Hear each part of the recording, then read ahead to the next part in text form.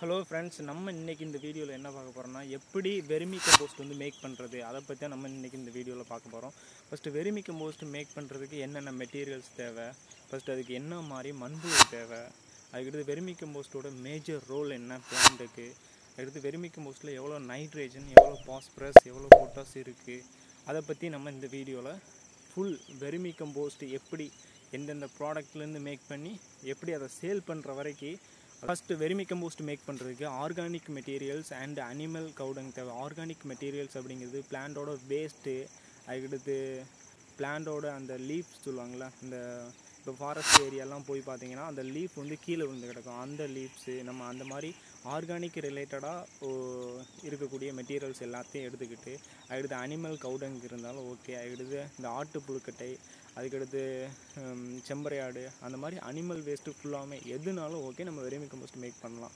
அடுத்து vermi compost make பண்ணுறதுக்கு 3 விதமான மண்புழு யூஸ் பண்ணுறாங்க. அது என்னென்ன மண்புழுன்னு நான் கீழே வந்து ஹேஷ்டேக்கில் கொடுக்குறேன், அது பார்த்து தெரிஞ்சுக்கோங்க. அந்த மண்புழு பேரும் நான் சொல்கிறேன். மண்புழு வந்து Eudrilus Eugenia, okay, Eudrilus Eugenia அப்படிங்கிற மண்புழு.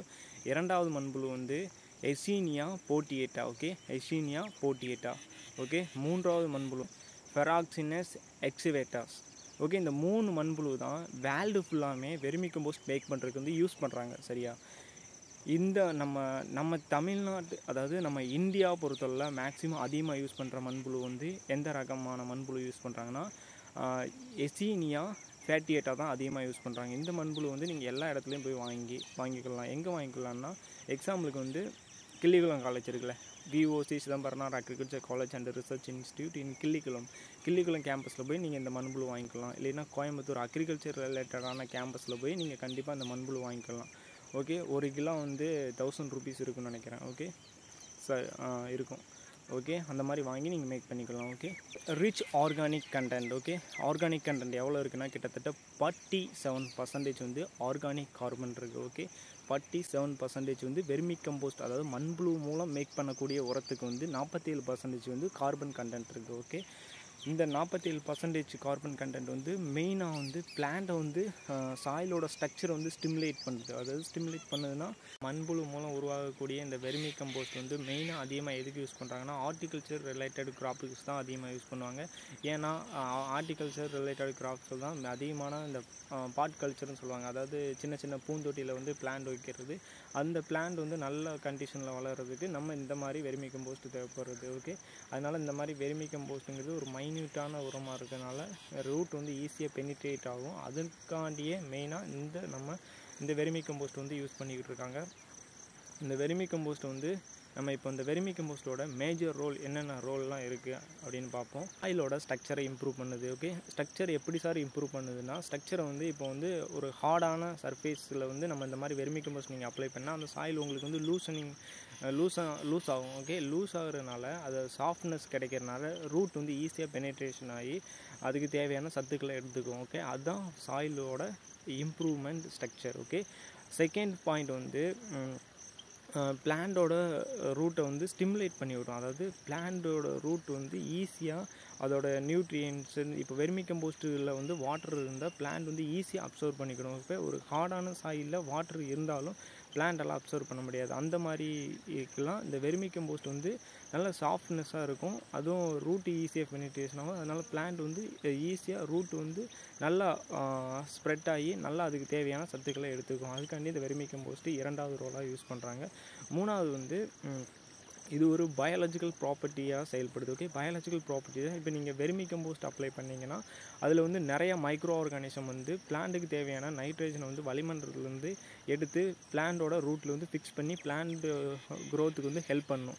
இதே இது நீங்கள் அதாவது இன்ஆர்கானிக் ஃபெர்டிலைசரான இந்த யூரியா, டிஏபி நீங்கள் அதெல்லாம் அப்ளை பண்ணிங்கன்னா உங்களுக்கு தேவையான நைட்ரேஜனை வந்து அது வளிமண்டலத்துலேருந்து எடுத்து தராது. அந்த இடத்துல மைக்ரோ ஆர்கானிசம் இருந்தாலும் நீங்கள் இந்த மாதிரி கெமிக்கல் ரிலேட்டடான ஃபெர்டிலைசர் அப்ளை பண்ணுறதுனால அது வந்து இறந்து போயிடும். மைக்ரோ ஆர்கானிசம் சப்போஸ் அந்த பிளேஸில் இருந்தாலும் இறந்து போயிடும். இப்போ நீங்கள் இந்த மாதிரி வெர்மி கம்போஸ்ட் அப்ளை பண்ணிங்கன்னா அந்த இடத்துல இருக்கிற மைக்ரோ ஆர்கானிசம்ஸ் இறந்து போகாது. அது இந்த வெர்மி கம்போஸ்ட்டை சாப்பிட்டு அது மல்டிப்ளை ஆகி பிளான்ட்டுக்கு தேவையான நியூட்ரிஷனை வளிமண்டலத்திலேருந்து அது சேகரித்து, இல்லைன்னா இப்போ பாஸ்பரஸ்லாம் நீங்கள் அப்ளை பண்ணிங்கன்னா பாஸ்பரஸ் எப்போதுமே பிளாக் சாயில் அப்ளை பண்ணையில் அது வந்து அலுமினியம் அந்த அயனோட வந்து ஃபிக்ஸ் ஆகிடும். அந்த ஃபிக்ஸ் ஆகிறது வந்து மைக்ரோ ஆர்கானிசம் வந்து ரிமூவ் பண்ணி அதாவது இன்சொல்யூபிளாக இருக்கும். பிளான்ட் வந்து எடுத்துக்க முடியாத நிலையில் அந்த பாஸ்பரஸ் எல்லாம் சாயிலில் இருக்கும். அதை வந்து பிளான்ட் வந்து எடுத்துக்கிற வகையில் பண்ணக்கூடிய இந்த மைக்ரோ ஆர்கானிசம் எல்லாமே இந்த வெர்மி கம்போஸ்ட்டில் உருவாகும் அப்படின்னு நம்ம கன்ஃபார்மாக சொல்ல முடியும். ஓகே,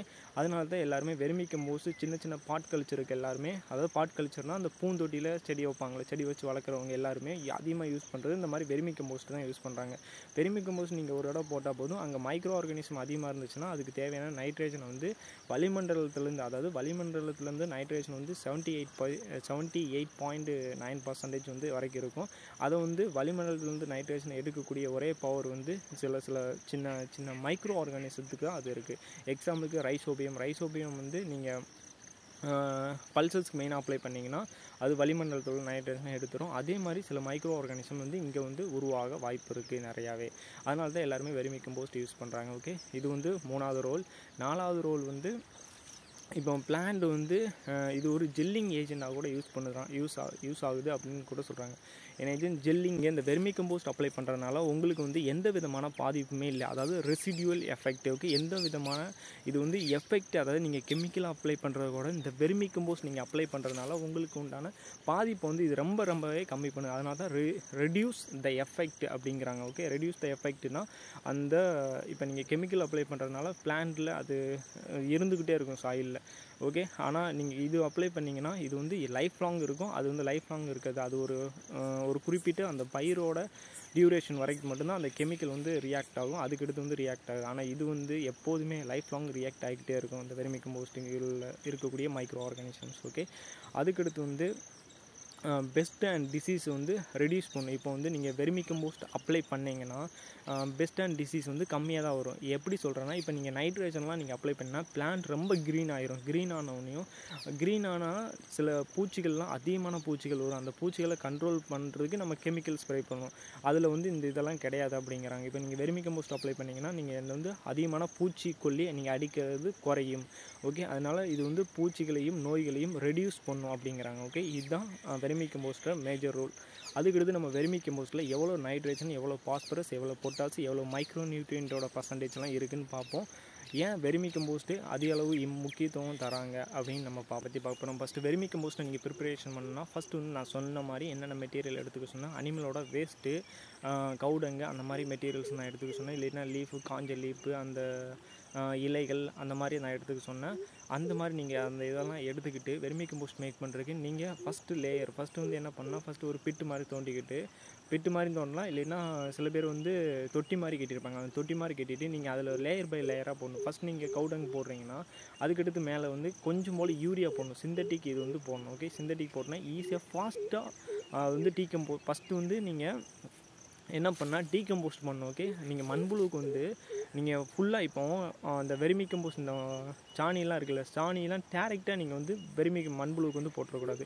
போட்டால் மண்புழு வந்து இறந்து போக ரொம்பவே வாய்ப்பு இருக்குது. அதனால் நீங்கள் வந்து ஃபஸ்ட்டு வந்து பாதியாக டீகம்போஸ்ட் பண்ணிடும். அதாவது பார்ட்டிலி டீகம்போஸ்ட் அப்படின்னு சொல்லுவாங்க. பார்ட்டிலி டீகம்போஸ்ட்னால் ஃபஸ்ட் நீங்கள் ஒரு இடத்துல ஒரு மாதிரி ஒரு தொட்டி கட்டிட்டு அந்த தொட்டியில் நீங்கள் எல்லாத்தையும் போட்டுட்டு அதில் ஃபஸ்ட்டு ஒரு லேயர் வந்து நீங்கள் இப்போ மாட்டுச்சாணம் போடுறீங்கன்னா அடுத்த லேயர் கொஞ்சம் யூரியா தூவிட்டுருணும். அடுத்த லேயர் மாட்டுச்சாணம், அடுத்த லேயர் யூரியா, இந்த மாதிரி போட்டுட்டு அங்கே ஒரு 15 நாள் இல்லைன்னா ஒரு 20 நாள் நீங்கள் வச்சுட்டு அது டீகம்போஸ்ட் ஆகும். ஓகே, ஃபஸ்ட்டு அந்த டீகம்போஸ்ட் ஆன கம்போஸ்ட், அது வந்து கம்போஸ்ட் அப்படின்னு சொல்லுவாங்க. அந்த கம்போஸ்டேட் வந்து நம்ம அந்த கம்போஸ்டேட் வந்து நம்ம அனதர் பாட், அதாவது இன்னொரு தொட்டியில் அதை போட்டுட்டு அதில் நம்ம மண்புழு விட்டோன்னா அது வந்து நமக்கு வெர்மி கம்போஸ்ட்டாக கன்வெர்ட் ஆகிரும். ஓகே, நம்ம இந்த மாதிரி தான் வெர்மி கம்போஸ்ட் மேக் பண்ணுறது பெஸ்ட் மெத்தட். ஓகே, நீங்கள் ஸ்ட்ரெயிட்டாக நீங்கள் மாட்டு சாணம் போட்டிங்கன்னா சில மண்புழு வந்து இறந்து போகிறதுக்கு நிறைய வாய்ப்பு இருக்குது. ஓகே, அதனால் நீங்கள் ஃபஸ்ட்டு அந்த வெர்மி கம்போஸ்ட் மேக் பண்ணுறதுக்கு அந்த நல்லா ஒரு தொட்டியில் போட்டுட்டு நீங்கள் கண்டிப்பாக அது மேலே ஈரச்சாக்கு, அதாவது கன்னி பேக்குன்னு சொல்லுவாங்க, அந்த ஈரச்சாக்கை நீங்கள் மேலே அப்படியே போற்றி விட்டுறணும். டெய்லி கண்டிப்பாக நீங்கள் தண்ணி தெளிக்கணும். ஓகே, மறக்கவே கூடாது, டெய்லி தண்ணி தெளிக்கணும். உங்களுக்கு வெர்மி கம்போஸ்ட் வந்து 40 இல்லைன்னா 60 டேஸில் வந்து கண்டிப்பாக உங்களுக்கு ஃபுல்லாக ரெடி ஆகிடும். வெர்மி கம்போஸ்ட் எப்படி ரெடி ஆயிடுச்சு அப்படின்னு நீங்கள் பார்க்குறதுனா அது வந்து ரொம்ப டார்க் கலரில் இருக்கும். ஓகே, டார்க் கலரில் இருந்தால் டார்க் ப்ரௌன் கலரில் இருக்கும். அதுதான் உங்களுக்கு நல்ல ரிசல்ட். ஓகே, நல்ல ரிசல்ட்னா நல்ல கண்டென்ட்லாம் இருக்குது. அதாவது நைட்ரேஜன் கண்டென்ட்லாம் இவ்வளோ இருக்கிறதுக்கு காரணம் அந்த மாதிரி டார்க் கலரில் இருக்கணும். ஓகே, அதான் நல்ல ரிசல்ட். இதுதான் வெர்மி கம்போஸ்டோட ப்ரிப்பரேஷன்ஸ் அண்டு மேக்கிங். ஓகே, ஃபஸ்ட்டால் நம்ம மெட்டீரியல் பார்த்தோம், அதில் எவ்வளோ நைட்ரேஜன் கண்டென்ட்டு, அதாவது எவ்வளோ அதில் கார்பன் கண்டென்ட் இருக்குதுன்னு பார்த்தோம். அதுக்கடுத்து அதோட ரோல் வந்து இந்த பிளான்ட்டுக்கு என்ன, சாயிலுக்கு என்ன, பெஸ்ட் அண்ட் டிசீஸ்க்கு என்ன பார்த்துட்டோம். அதுக்கடுத்து லாஸ்ட்டாக வெர்மி கம்போஸ்டோட ப்ரிப்பரேஷன் பார்த்துட்டோம். இந்த வெர்மி கம்போஸ்டோட எவ்வளோ நைட்ரேஜன் பாஸ்பரஸ் இருக்குது மட்டும் பார்த்துட்டு நம்ம இந்த வீடியோ அதாவது மேஜர் நியூட்ரியன்ட்னா என்பிகேன்னு சொல்லுவாங்க. மேஜர் நியூட்ரியன்ட்டில் என்பிகே வரும், சல்ஃபர் வரும், கால்சியம் வரும், மெக்னீஷியம் வரும். இந்த மாதிரி மெக்னீஷியம் அதெல்லாம் செகண்டரி நியூட்ரியன்ட்டில் வந்துடும். இப்போ நம்ம மேஜர் நியூட்ரியன்ட் மட்டும் பார்த்துட்டு இந்த வீடியோவை நம்ம எண்டு பண்ணிக்கலாம். ஓகே, ஃபஸ்ட் மேஜர் நியூட்ரியன்ட் வந்து எவ்வளோ இருக்குன்னா 0.75 to 1% வந்து என்ன இருக்குன்னா நைட்ரேஜன் இருக்குது. நைட்ரேஜன்னா தலைச்சத்து அப்படின்னு தமிழில் சொல்லுவாங்க. இங்கிலீஷில் நம்ம யூரியா அந்த மாதிரி சொல்லிக்கலாம். ஓகே, யூரியா டிஏபியில் கூட டிஏபியில் 18% நைட்ரேஜன் இருக்குது அந்த மாதிரி. ஓகே, அப்போ எவ்வளோ இருக்குது 0.75 to 0.75 to 0.1%, 0.75 to 1.0% வரைக்கும் நைட்ரேஜன் வந்து வெர்மி கம்போஸ்டில் இருக்குது. அதுக்கடுத்து இரண்டாவது வந்து பாஸ்பரஸ் அப்படிங்கிறது தமிழில் என்ன சொல்லுவாங்கன்னா மணிச்சத்துன்னு சொல்லுவாங்க. ஓகே, மணிச்சத்து அப்படின்னு சொல்லுவாங்க. அந்த பாஸ்பரஸ் வந்து எவ்வளோ இருக்குன்னா 0.60 to, அதாவது 0.6ன்னு கூட சொல்லலாம், 0.6 to 0.75% இருக்குது. ஓகே, எது பாஸ்பரஸ், அதாவது மணிச்சத்து வந்து இருக்குது. ஓகே, அதுக்கடுத்து மூணாவதாக இருக்கக்கூடிய ஒரு மேஜர் நியூட்ரியன்ட் என்னென்னா பொட்டாஸ். ஓகே, பொட்டாஸ் வந்து ஷார்ட் ஃபார்மில்